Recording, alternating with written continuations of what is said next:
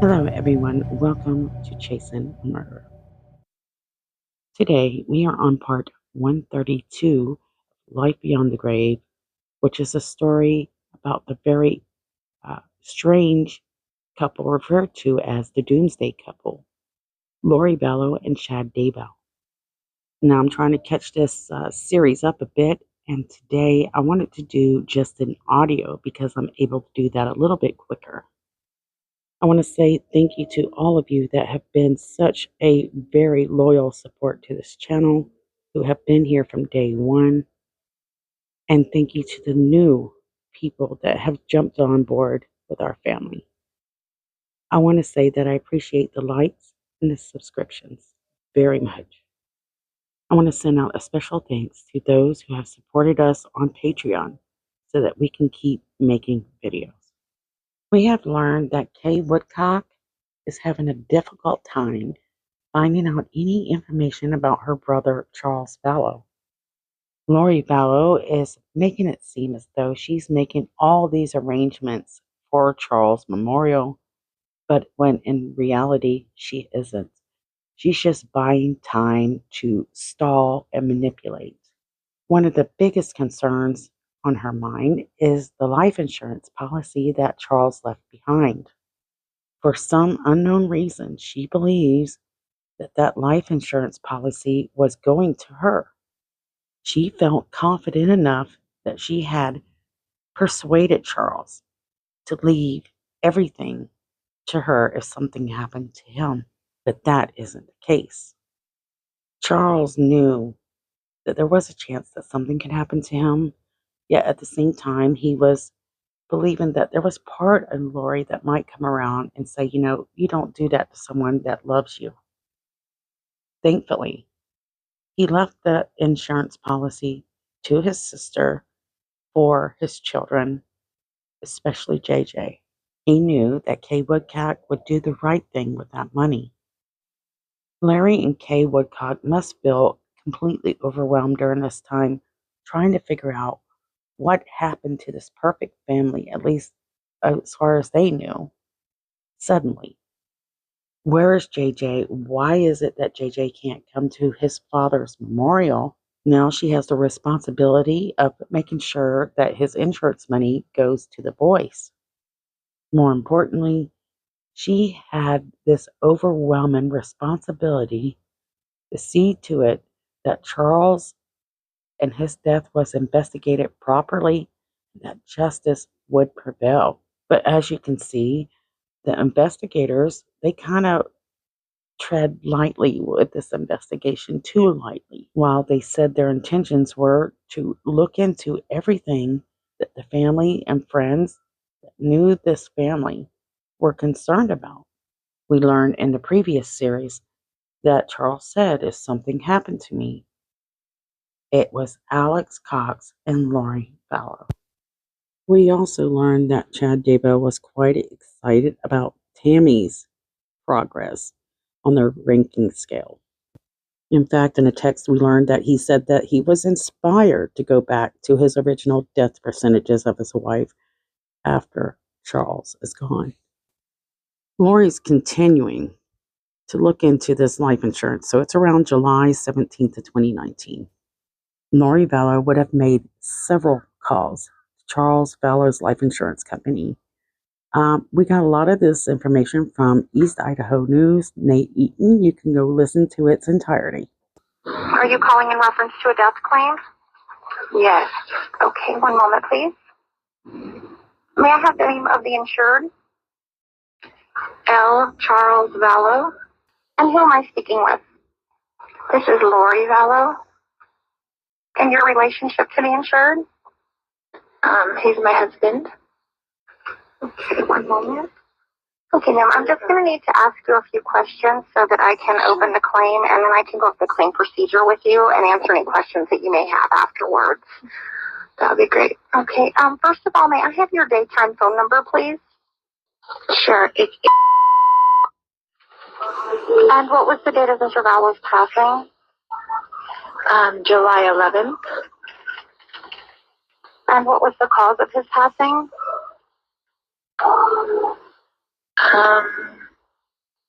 Well, he was shot. Okay, so I don't know how I want to put that. Okay, all right. And I hate to ask, but is it? Yeah, you can just say yes or no. Was it a homicide? No, it was an accident. An accident. Okay. Mm-hmm. Okay. And what state did he pass away in? Arizona. Okay. Are you aware of who the primary beneficiary of the policy is? It's me. Okay. And may I have your I'm sorry, one moment. My computer just went away for a second. Okay. Okay, ma'am. That is all the information I need to open the claim. What we will do now is review the policy and the file to confirm the beneficiary information and determine the claim requirements that we will need to settle this particular claim. You could hear that Lori, when she was put on the spot on asking, what happened to Charles, she was very hesitant. She wanted to lie. And she had to think about whether that lie would work for her or not. And I think she figured out this would not work for her. But she believes at this time that she's still the beneficiary of Charles Vallow's insurance policy. And so that you can remember, we've already played this on one of the other series, can't remember which number, but Charles knew that Lori is trying to change the beneficiary and lock him out of his own insurance so it couldn't get changed. And Charles figured it out. And he said this to his insurance. Okay, what's your full name? Leland Charles Anthony Vallow, or L. Charles Vallow. Okay, hold on a second, please. Okay, wait a second. You said, what's the house number again? 3688. No, that's not what I have. It's a previous address.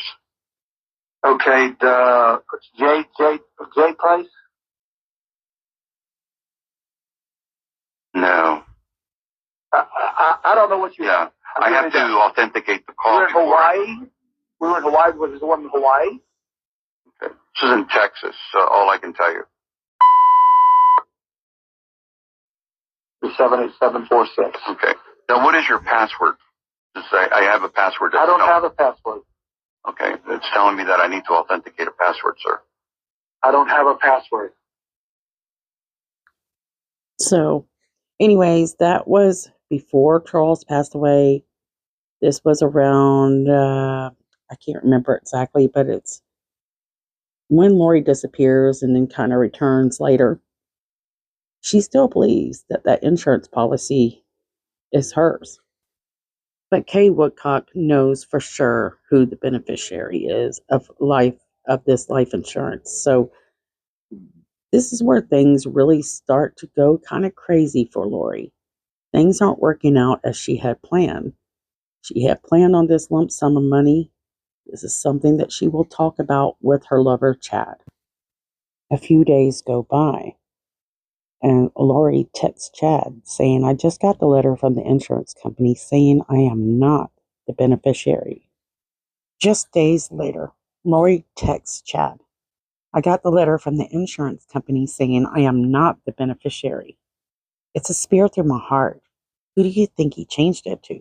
Brandon? Probably Kay. He left nothing for JJ. Chad responds to Lori, wow, that's terrible. There's no way to find out? Lori responds to Chad, I might be able to see when I get his computer on Sunday.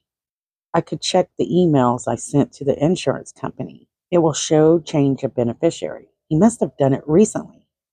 Chad texts Lori, it seems you would have had to agree to the change. Maybe your name was forged? You should have a good paper trail to prove it. Chad to Lori, I love you. This is terrible, but it's probably another step in bringing down the Gladiators, especially Brandon. Now, for some reason, we're going to pause there. Chad has this extreme hate for Brandon Boudreaux. Lori must be exceptionally pleased not having to manipulate much more with Chad, that she didn't get this money. She probably thought, she would have to play the game a little bit harder after given that information. Now, something that he says next to Lori in a text gives you an idea that he and Lori's been talking about what happened to Charles. He says, it'd be interesting if it got changed after he had 2 bullets in his chest. Lori avoids that altogether, and she says to Chad, I'll talk to the insurance company. He changed it in March. Ned, before we got rid of him. They can't tell me who, of course. I'll still get the $4,000 a month from SS. So what does this mean when Lori says they can't tell me who, of course? Well, she's referring to the fact that they don't know the truth and that they are the only ones. And she is not really worried about that $1 million at this point. And I tell you why. Because they still have goals set. One of them being Brandon Boudreaux and Chad Daybell's wife, Tammy Daybell. So there's still some funds to look forward to when it comes to life insurance policies. Lori texts Chad and explains to him why she thinks it's not forged. She says, I don't think it could have. You can't change it after the death date. That is an interesting note to take, that she understands how these dates work. She's thinking ahead of how it could have been forged and how that would be unbelievable. The next text is very shocking, sad, and it makes me angry. Chad texts Lori, I have been instructed to focus my efforts on Hillary. And I know those of you following the story going, we already have 1,000 names. Who the heck is Hillary? According to Detective Hart, Hillary was an assigned name, a spirit that was living inside Tylee Ryan's body. You'll hear other names like Raphael, which will refer to Chad, and then Blake, which is going to be one of Melanie Boudreaux's children. Many people are questioning what Colby Ryan's role was in this case and how he felt about a lot of this. You got to remember that Colby was raised to manipulate and to trust in his mother. And so during this time, he's going to be supportive of Lori. He will do whatever she says. He will not talk to Charles. He won't get involved with all that. While we know that Colby Ryan's wife, she knows exactly who Lori is. And Lori and Colby's relationship's kind of on the rocks because of this tensity between Lori and Colby Ryan's wife. Here is testimony after Charles passes away at Lori's trial. Prosecutor Rob Wood is asking Colby Ryan a few questions. After Charles Vallow died, did Lori Vallow tell you she was going to get married again soon? Yes. When was this conversation? A few weeks after. Okay. Did she tell you who she was going to marry? No. Okay. So for some reason, Lori Vallow trusted Colby Ryan enough to tell him that she's going to get married. And it's only a few weeks after her husband passes away. So very strange. Now, during this time, we have learned that Brandon Boudreaux is not only a dark spirit, but is also referred to as a zombie at times. It seemed that Lori and Chad had a revelation that Brandon's body has been overtaken by a dark and one of the darkest spirits at that. For me, what this says is they really want Brandon gone. In fact, that evil dark spirit that took over Brandon was friends with Hitler in a past life. A lot of people are wondering, what does Melanie Boudreaux really think about all this? Well, you got to think, what we understand about Melanie Boudreaux is she understands Lori. And we must ask the question, why is she following this group when she wasn't quite religious at all? And there's no doubt in my mind, and we're going to find out during trial that's coming up for Brandon Boudreaux, that there was a lot of money that they were interested in, and Melanie had actually told this group that she would give that money to them. Brandon Boudreaux, who has done nothing wrong whatsoever but tried to please his wife, just like Charles, is now considered a dark spirit and a zombie. Let's talk about the Gladiator. That is a character in the Book of Mormon who founded a band of robbers. Remember that Chad was calling, um, Brandon and anyone else surrounding him part of that group. In reality, it's opposite day or whatever they say, and it really kind of refers to them. The Gladiators band was made up of descenders who had actually turned against the Nephites. They had actually planned to assassinate chiefs and a judge. In exchange, the Gladiator promised to appoint other members of this band into positions of authority. Most interestingly, the organization was based on secrecy and satanic oaths. Chad sent Lori a message. I love you. This is terrible, but it is probably another step in bringing down the Gadiantons, especially Brandon. So they weren't only using their powers to determine who were dark spirits or light spirits or zombies. They were using their spirits to actually inflict pain onto other people. This includes Lori's own children.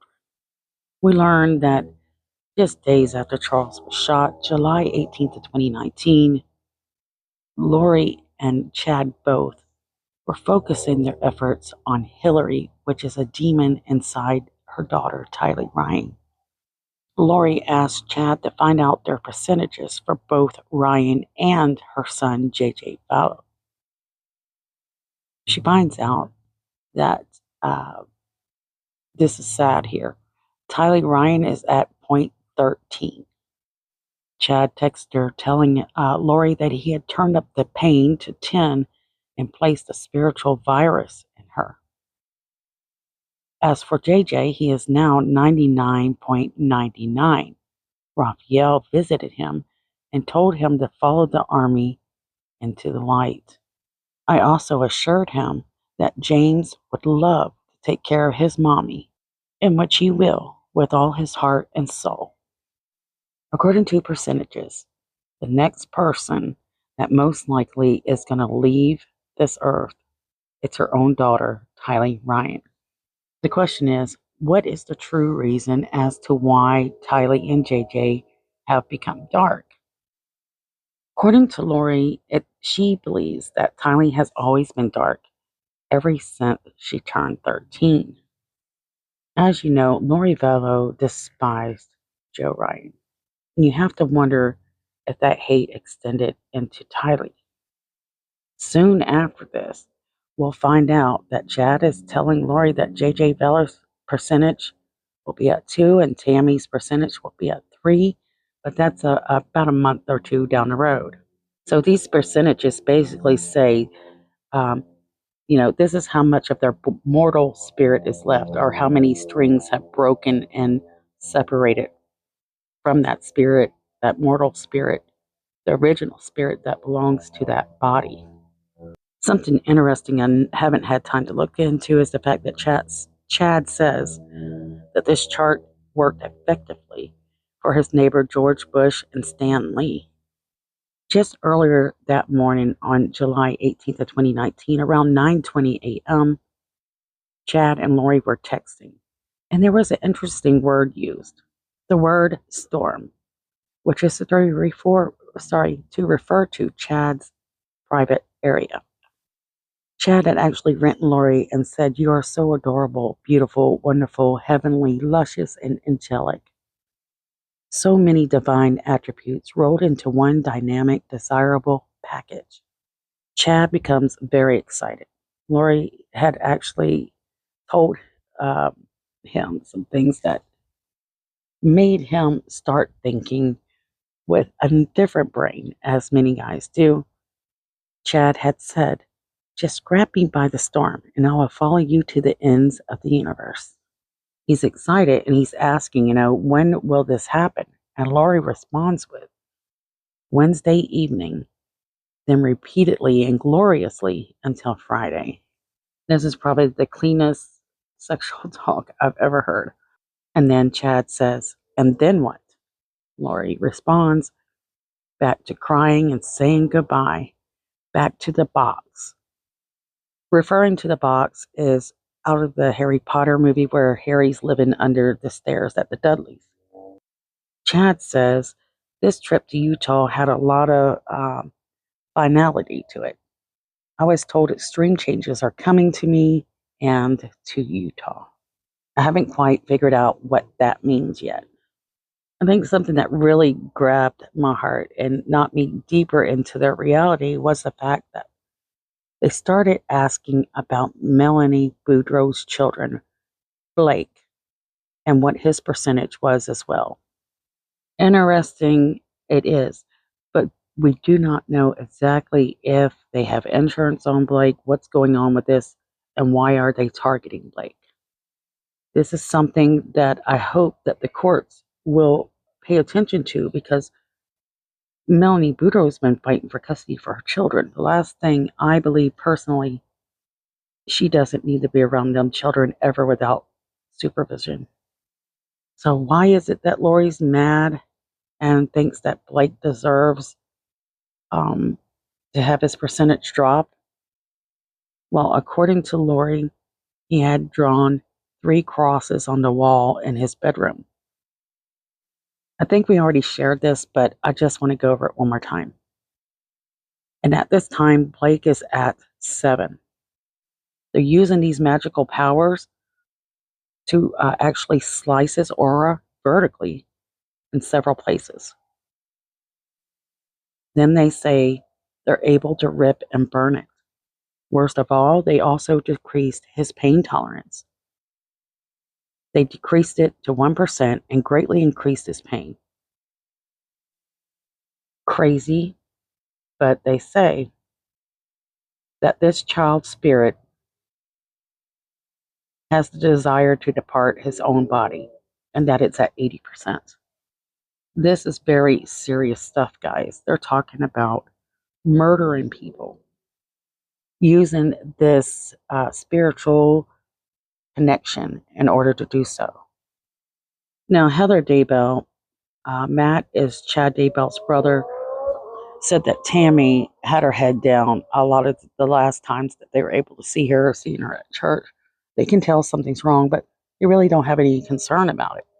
If they only knew what she was going through, how she was being treated, and how lonely she was.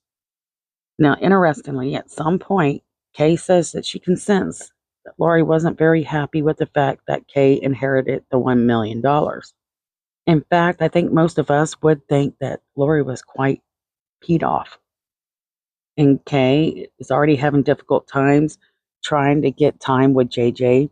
And now that she knows this is most likely going to make it even more difficult for her, especially with her relationship with her grandson, JJ. Now, we're going to stop here. And when we begin on the next series, I'm going to go over a few of the ranking systems and the zombies ranked by Lori and Chad. Justin Lum had actually got a hold of some documents that I want to share. Don't forget about the girls that we have missing. You have Dulce, Summer Wells, Jasmine Robinson. Share a missing face today. And please, guys, if you enjoy the work that I do, take a moment to like. You can even subscribe, which really helps tremendously, and share the videos. Love you guys, and I'll see you guys soon.